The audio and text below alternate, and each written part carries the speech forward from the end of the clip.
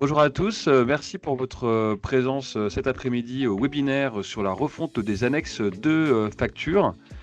Euh, je suis accompagné aujourd'hui d'Ariane Sauvaget, qui est chef de projet chez nous depuis quelques années maintenant et qui s'est occupée de ce projet qui était quand même assez complexe parce qu'il touche au cœur de votre CFAST et également au cœur du code et de ce qui ressort pour vos clients. Donc, c'est un sujet qu'on a pris au sérieux, surtout dans le cadre de la réforme de la facturation électronique. Alors, en préambule, je rappelle que ce webinaire sera enregistré et envoyé par la newsletter et vous pourrez le disponible sur YouTube et vous pourrez le réutiliser évidemment en interne. Euh, il y a une zone de questions-réponses et une zone de chat.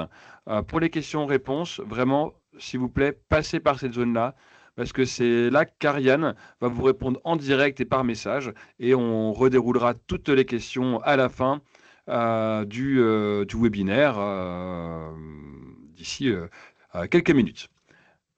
Alors, j'ai oublié de partager ma fenêtre, mais c'est pas bien grave. On commence par un petit PowerPoint très rapide. Le but, c'est pas passer du temps devant, mais surtout, le but, c'est de voir un peu le plan. Le plan, c'est très simple. Introduction et objectif, démonstration de l'éditeur de l'annexe, comparatif des différents modèles, et on finira par la séance de questions et réponses. Mais bon, c'est quand même toujours sympa d'avoir un sommaire pour savoir à quelle sauce on va être mangé. Alors rapidement, on va se concentrer sur les objectifs. Dans le cadre de cette refonte, on a visé 3 grands objectifs. Le premier est évidemment la conformité. Comme vous le savez, vous allez devoir vous équiper d'une plateforme agréée, avec nous, avec quelqu'un d'autre d'ailleurs, hein, que ce soit pour l'émission ou la réception des factures. Et dans le cadre de l'émission, en fait, les factures, elles vont aller sur des plateformes qui vont scanner la conformité. Et l'idée, c'était vraiment de coller à ce qu'attendent les API des plateformes agréées, mais également d'en profiter pour ajouter des fonctions qui nous permettront de facilement ajouter l'écotaxe, les notions de CO2, de consommation de CO2 sur les annexes de facturation. Donc, comme ça, on est propre grâce à cette refonte des annexes. Le deuxième objectif est un objectif de design. Les annexes, elles ont été créées au début des années 2010. À l'époque, en plus, CEPA, c'était un logiciel un peu plus intimiste qu'aujourd'hui. Et au fil du temps, les attentes, elles ont évolué. On a également eu de nombreux retours qui sont d'ailleurs souvent les mêmes, hein, donc on les a pris en compte dans l'évolution de cette annexe. Donc on a fait un modèle d'annexe très proche de l'existant et un nouveau modèle d'annexe que vous pourrez découvrir là dans quelques instants. Enfin, le troisième objectif, c'est l'autonomie.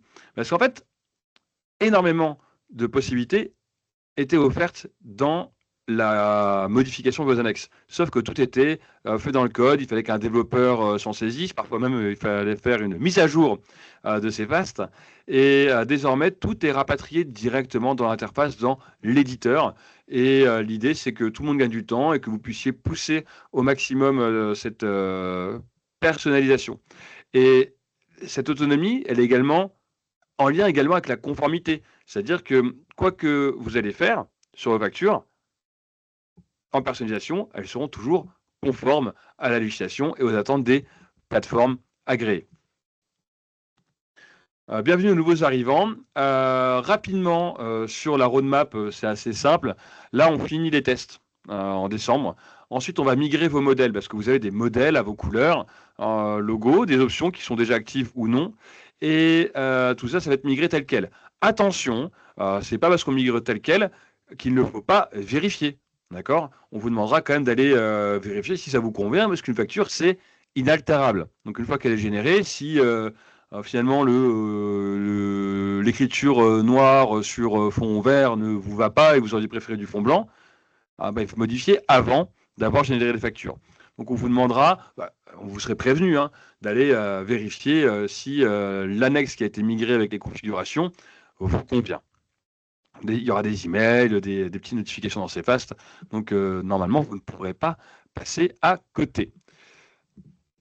Alors, sans plus attendre, on va aller voir à quoi ressemble cet éditeur qui va être disponible ici. Donc, normalement, vous voyez mon éditeur. Vous voyez ces pages que vous devez connaître. Vous allez avoir un onglet de paramétrage qui sera directement dans le menu de facturation. C'est ici que vous aurez plein d'options de paramétrage pour votre facturation, mais notamment la personnalisation de la facture. La première partie ne m'intéresse pas, pour la simple et bonne raison qu'en fait, vous y avez déjà accès actuellement, et ce n'est pas le sujet central. Idem pour la première page de la facture, qui en fait est du HTML, et ça n'a pas bougé. La partie intéressante et importante, elle se passe un petit peu plus bas, avec l'annexe de facturation et l'éditeur. Alors, je vais rentrer dans l'éditeur, et je vais tout de suite remarquer que j'ai deux modèles d'annexe possibles. L'annexe 1, elle va correspondre à l'annexe actuelle, mais en ayant pris en compte vos attentes que tout le monde avait, que nous a remonté notamment sur les traits des colonnes, sur le côté, sur les extérieurs, qui étaient tout le temps linéaires et qu'on ne pouvait pas sauter, même si on changeait de site ou autre. Donc on a pris en compte ces demandes-là pour vous fournir une annexe qui est un peu plus épurée, tout en rajoutant des fonctionnalités pour nous pour pousser de l'information plus tard. Donc ça, c'était très important. Ce qui m'intéresse surtout, je vois qu'il y a déjà des questions dans le chat, ce qui m'intéresse surtout, c'est les fonctionnalités qu'on a à gauche. L'idée étant d'aller dans la super personnalisation. Ici, vous avez le titre des factures. Donc ça correspond à ici. Si je mets votre facture détaillée, par exemple, ça va modifier tout de suite la prévisualisation. Ici, j'ai le tableau d'identification du client. D'accord? Ça correspond finalement à ces quelques lignes, mais j'aurais très bien pu l'enlever parce que vous ne souhaitez pas l'afficher. Cette information est déjà disponible sur la première page, donc pourquoi la rajouter? C'est votre choix. Vous pouvez également afficher ou non le détail des communications par famille dans la synthèse générale. Afficher le nombre d'appels dans la synthèse générale. Donc vous allez pouvoir construire une annexe selon vos envies, tout en respectant les obligations du décret de 2013, qui est celui relatif à l'arrêté, pour être plus précis, qui est relatif aux factures télécom. Je crois que j'ai oublié quelques options dans le tableau d'identification du client. Vous pourrez afficher la référence du client ou la référence interne, ou bien ne rien mettre. Vous pouvez également afficher la référence du point de facturation ou la référence compta analytique, ou bien vide. Voilà, on peut vraiment s'amuser à remplir ce tableau. Si je descends un petit peu, on a ici l'article du point de facturation. On nous a souvent remonté que le point de facturation ne voulait rien dire. Alors, effectivement, le point de facturation, on le comprend lorsque on utilise ces pages, parce qu'on a le point de facturation, le site, le service, encore un site, un autre point de facturation, comme vous connaissez. Et donc, ce mot point de facturation, il apparaît directement sur la facture. Ça fait référence à ce qui est en back-end, en back-office. Mais vous pouvez désormais le modifier. Vous pouvez l'appeler juste général, par exemple. Ça sera à vous de trouver votre idée, si vous le souhaitez. Je vais remettre article du point de facturation. Vous pouvez afficher le sous-total des prestations directement au point de facturation. Il y a également au niveau des sites des possibilités pour afficher un sous-total par site, pour masquer l'adresse du site. Si jamais le site a la même adresse de facturation que l'adresse principale du client, ça évite de faire de la redondance. Attention, si c'est multisite, il faudra l'afficher. Ça sera automatique, parce que c'est une notion qui sera importante pour les plateformes agréées. Petite possibilité également de faire un saut de page avant chaque site, ce qui va permettre encore une meilleure lecture si vous le souhaitez. Donc une page, un site, une page, un site. On retrouve bien ici le sous-total par site à chaque fois. Donc là, j'ai mis évidemment mes couleurs et logos, mais ça sera à vos couleurs et logos. Pour une meilleure projection, pour vous, on ira voir un petit peu plus tard des modèles en noir et blanc, gris, qui vous permettront peut-être de mieux vous projeter que mon parti pris du jaune et du bleu pour mon marketing. Alors, qu'est-ce qu'on a encore comme option? J'ai ici affiché le préfixe service sur les services. Bon, c'est un peu redondant, mais il faut bien qu'on explique ce que ça veut dire. Vous voyez ici, j'ai le mot service, on peut le faire disparaître parce que finalement, il ne sert pas à grand-chose. C'est vous qui jugez tout ça. Côté service, il y a également une distinction à faire entre les clients qui sont de type particulier, B2C, et de type entreprise. Pour les clients B2C, vous êtes obligé, c'est la loi, d'afficher la date de fin d'engagement. Pour ça, il y a plusieurs possibilités. Soit on se base sur la date de fin d'engagement qui est inscrite sur le service, soit celle sur l'abonnement, soit celle sur le contrat, parce qu'on a plusieurs endroits où on peut gérer la date de fin d'engagement. C'est vous qui choisirez. Mais vraiment, pour le B2C, c'est très important. Sachez qu'on a des clients qui se sont déjà fait contrôler sur ce type d'obligation, notamment par rapport à l'arrêté de 2013 que j'ai cité il y a quelques minutes. Pour les professionnels, ce n'est pas une obligation. Donc, vous pouvez le mettre ou non. C'est vous qui décidez. Côté option, il y a la notion de fair use. Est-ce qu'on l'affiche ou non? Donc le fair use, pour rappel, votre client, il a un forfait illimité et il a le droit à 99 numéros différents, inclus dans le forfait, ou 2 heures d'appel en continu. S'il appelle 2h10, il y a 10 minutes hors forfait. Ça, c'est les deux possibilités qu'on peut mettre à disposition. Et est-ce que vous voulez les afficher ou non sur les forfaits? Nous, on conseille de les afficher. Pourquoi? Parce que si votre client fait du hors forfait sur du fair use, ça sera plus compliqué pour vous de retrouver pourquoi et d'expliquer. Après, si vous voulez le cacher, libre à vous. Il suffira de décocher ces cases. Pour rappel, lors de la migration, toutes vos options seront cochées ou décochées en fonction de ce qui est actif ou non chez vous. La catégorie de l'opération réalisée. Alors ça, c'est important parce qu'une facture, il faut afficher la catégorie de l'opération. C'est une obligation des plateformes agréées et ça peut être livraison de biens ou prestation de services ou les deux. Donc là, j'ai choisi de l'afficher dans le global, dans la synthèse. C'est mon option préférée, hein, clairement. C'est que en haut, vous avez prestation de services marqué pour l'ensemble de la facture. Par contre, si j'avais vendu un routeur, il y aurait marqué prestation de service et vente de matériel sur la Société Générale. Et si je le souhaite, c'est un peu plus lourd, je peux le faire sur chaque prestation. Donc là, ça me recharge. Et donc là, j'ai sous chaque prestation de service, frais d'envoi papier, etc., etc. Donc là, ça va mettre une petite ligne en plus sur la facture. Je conseille personnellement de mettre global dans la synthèse, ça sera plus léger. Enfin, ici, j'ai l'affichage des prix des abonnements. Des fois, vous vendez des choses à zéro, parce que c'est inclus, parce que vous voulez juste l'afficher sur votre facture, peu importe la raison. Donc, 3 possibilités. Si c'est à zéro, il y a marqué zéro. Sinon, c'est un petit tiret. Ou sinon, c'est vide, il n'y a rien. Et c'est vous qui choisirez l'affichage et vous regarderez ce que ça donne par rapport à votre simulation. Ici, vous avez le choix des couleurs, hein, que ce soit pour l'entête, en social, les textes, les catégories, les détails des communications, les sous-totaux. Bref, tout ça, ça va vous permettre de vous amuser pour faire quelque chose qui vous plaît et qui vous ressemble. Ça,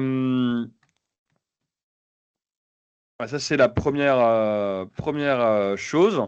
Enfin, vous avez le logo et le pied de page. Normalement, ce n'est pas censé bouger tous les 4 matins.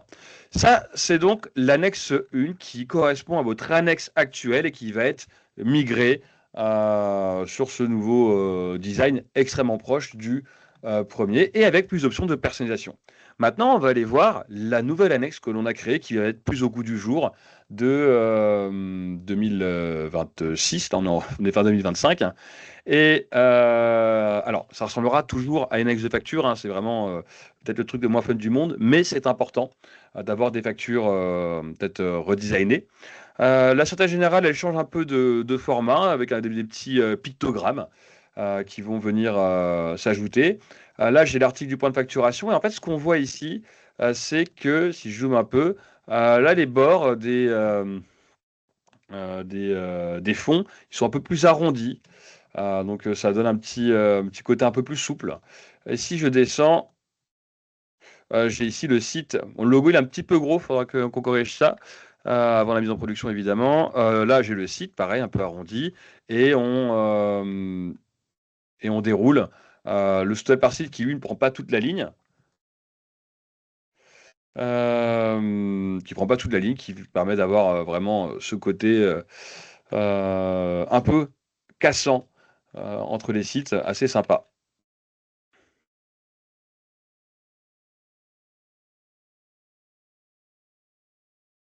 Ça, c'est donc la nouvelle annexe. Pour essayer de se projeter un peu, je voulais remettre en perspective, et je vais arrêter le partage et partager une autre fenêtre qui va être celle-ci partagée. Donc ça, c'est l'ancienne annexe. Donc, un peu fouillis, je suis allé chercher une simulation avec plein d'éléments, mais on voit tout de suite qu'on essaie de casser ce côté très ligne sur le côté, qui va permettre une meilleure lecture et plein d'options. D'accord? Si on prend l'annexe, la nouvelle annexe, pardon, qui va être l'équivalent de celle-ci. Là, je vais prendre en noir et blanc pour que vous puissiez mieux vous projeter. Donc là, j'ai fait vraiment quelque chose de très épuré pour que vous puissiez imaginer un peu ce que vous pouvez faire avec ces annexes derrière. Donc là, c'est vraiment la nouvelle ancienne. Et la nouvelle, elle va plutôt être sous ce format-là.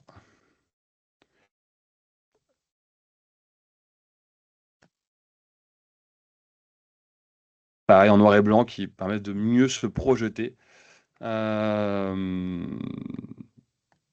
si besoin.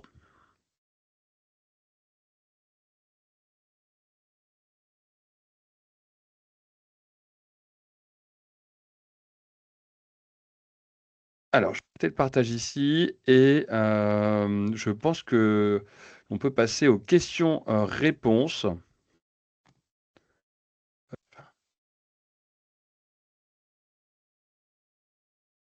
Je vois qu'il y en a eu que 2.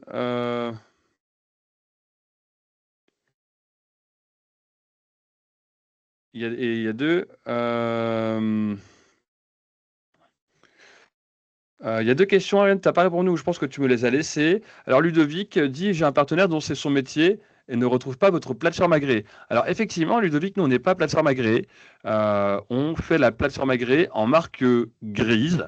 On intègre un partenaire qui s'appelle IOPOL, qui a eu sa certification début de semaine, si je dis pas de bêtises, ou fin de semaine dernière. Donc c'est officiel, il est bien. Il est bien certifié. Nous, on a commencé l'intégration API, on a un chef de projet avec eux. Et ils accompagnent des centaines de logiciels comme nous pour intégrer la plateforme agréée directement dans Cfast. Donc le partenaire s'appelle IOPOL. J'y réponds. Je te mets le nom dans les questions-réponses. Frédéric, est-ce qu'il sera prévu d'afficher des prix remisés versus prix normal, prix barré, mention gratuit offert à la place des prix? Je pense pas. Je pense pas que ce soit prévu, ça, Frédéric, de barrer des prix sur ces annexes de facture. Tu m'arrêtes, Ariane, mais je t'ai pas vu passer pour nous un article à un prix et il est soit un prix, soit zéro, soit en négatif, soit en positif, mais il n'est pas barré. D'ailleurs, je me demande bien comment ça peut fonctionner avec les plateformes agréées. Sur des prix barrés, vu qu'il va falloir récupérer en API chacune des lignes qui seront facturées. Ah, j'ai vu une question passer. Toutes les... et c'est pas dans la question-réponse, c'est dans le chat. Alors, j'en ai 2. Silas me demande: est-il possible que les dates de plan d'engagement soient en fin de mois et non en date à date? Question sur les abonnements. Non, les engagements sont en date à date. Donc, si je prends un exemple, un abonnement mis en service le 10 janvier 2026 avec un engagement de 12 mois finira le 9 janvier au soir 2027 du coup dans ma timeline. Ariel me pose une question. Une annexe incorrecte serait-elle un prétexte de rejet d'une facture par une plateforme agréée? Effectivement, une annexe incorrecte serait un motif de rejet. Les plateformes agréées, enfin, en tout cas celle qu'on a choisie, va faire plusieurs niveaux de vérification. D'abord sur le format et ensuite sur les éléments qui sont à l'intérieur. Et là, c'est aussi tout l'intérêt pour nous de se connecter directement à une plateforme agréée parce qu'elle nous donne tous les éléments importants pour que votre facture ne soit pas rejetée. Euh, oui, c'est ça que je voulais dire, c'est qu'en fait, une facture rejetée, c'est 15 € d'amende. Donc l'idée, c'est que vous ne preniez pas 15 € d'amende pour une facture qui serait erronée. Enfin, en tout cas, de notre fait, parce que elle était mal gérée. C'est quand même pas trop l'idée de travailler avec nous pour ça. Votre but, c'est que l'on puisse gérer tout ce qui est du domaine légal. Évidemment, que vous n'ayez pas à vous poser la question. Si là, c'est-il possible de les mettre en fin de mois? Je ne sais pas, je n'ai pas la réponse malheureusement pour les engagements, pour les mettre en fin de mois. Je ne crois pas que ce soit prévu dans l'évolution, mais on va la noter pour évaluer l'intérêt. Si je comprends bien, c'est OK, mon client est engagé à partir du 16 janvier 2026, c'était mon idée. Donc, s'il a un engagement d'1 an, son engagement s'arrête au 31 janvier 2027, si je comprends bien. Nicolas, la nouvelle annexe est en test ce mois-ci et vous prévoyez un déploiement en janvier. Est-ce que l'on aura les nouvelles annexes pour le process de facture de début février? Oui, tout à fait, Nicolas. L'objectif, c'est de fournir ces annexes pour une mise à jour le 13 janvier, donc début février. Si jamais il y a du retard, vu qu'il y a quand même une partie de congé en février, plus IT Partners, je pense que ça serait peut-être décalé à début mars, donc pour la facturation d'avril, mais c'est absolument pas le sujet. D'accord? L'objectif étant le 13 janvier. Je vois que vous avez hâte de tester. Nicolas, effectivement, ça met un bon coup de frais sur les factures. Donc ça nous fait plaisir. Merci Nicolas.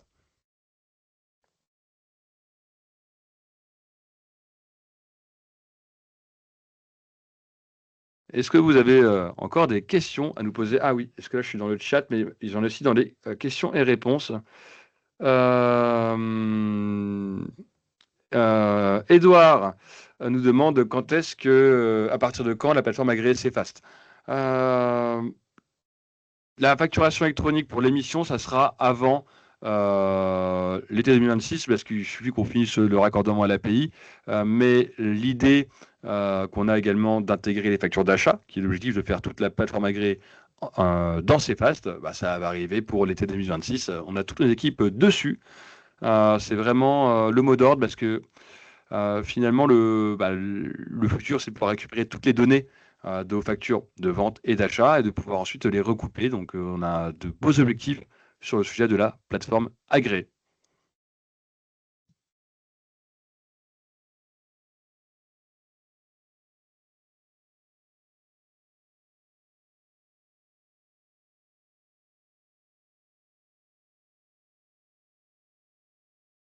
Est-ce que vous avez des questions encore? Donc, je suis là, avec Ariane, évidemment.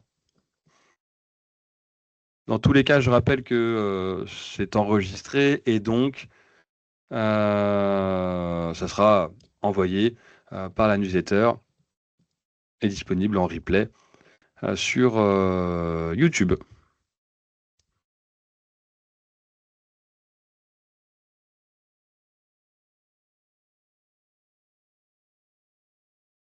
Bon, a priori, il n'y a plus de questions. Ah, sur le gong. J'en ai deux d'un coup.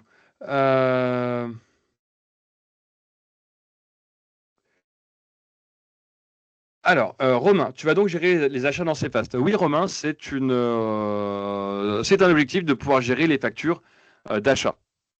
L'intérêt des plateformes agréées, c'est que, désolé si je me répète, mais c'est important parce que c'est quand même notre gros projet. Donc, l'intérêt des plateformes agréées, c'est en plus de pouvoir avoir des factures et un meilleur suivi des factures pour le paiement, etc., et plus la fraude à la TVA pour l'État, c'est également de pouvoir récupérer en API chacune des lignes facturées et d'achat. Donc de pouvoir faire des rapprochements automatiques à moyen terme, une fois que tout sera un peu plus sec de tous les côtés, parce que comme vous le savez, cette réforme est encore dans un état hybride à 9 mois de sa mise en place. Frédéric, est-ce que c'est aussi l'occasion de lancer la Facturix hors Chorus? Effectivement, les factures sont actuellement au format de facture classique et elles sont transformées en format Facturix quand on les envoie sur Chorus Pro. Ça va effectivement être l'occasion de les transformer automatiquement directement sur la génération de factures.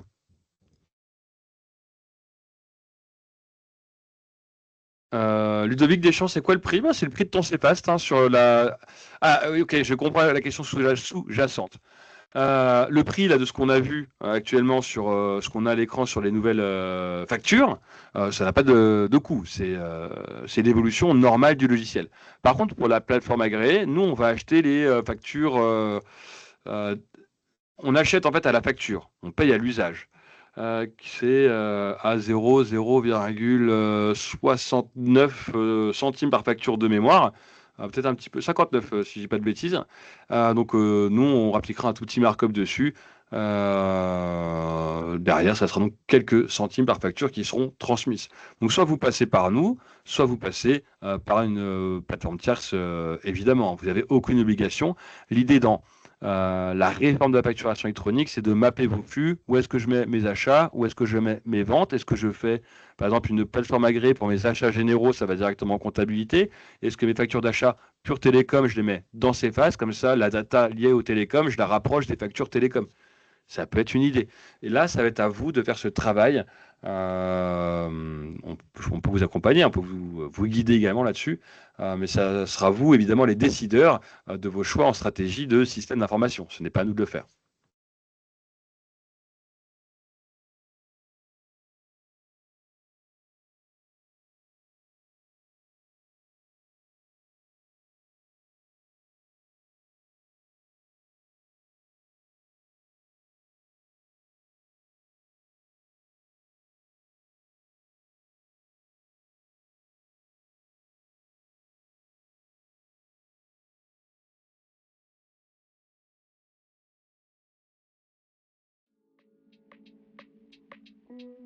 Eh bien, je vois que Catherine nous souhaite un bon week-end et de bonnes fêtes à tous. Et comme il n'y a plus de questions, je vais pouvoir enchaîner derrière pour vous souhaiter à tous un bon week-end, de bonnes fêtes. Évidemment, nos équipes sont sur le pont en cette fin d'année, que ce soit au support ou en développement, pour vous accompagner sur votre utilisation quotidienne du logiciel. Donc on a des personnes compétentes qui sont là, même pendant les fêtes, sur ce sujet. Merci à tous et on vous tient au courant très rapidement de toutes les prochaines étapes de la facturation électronique et du nouveau format d'annexe. Merci à tous.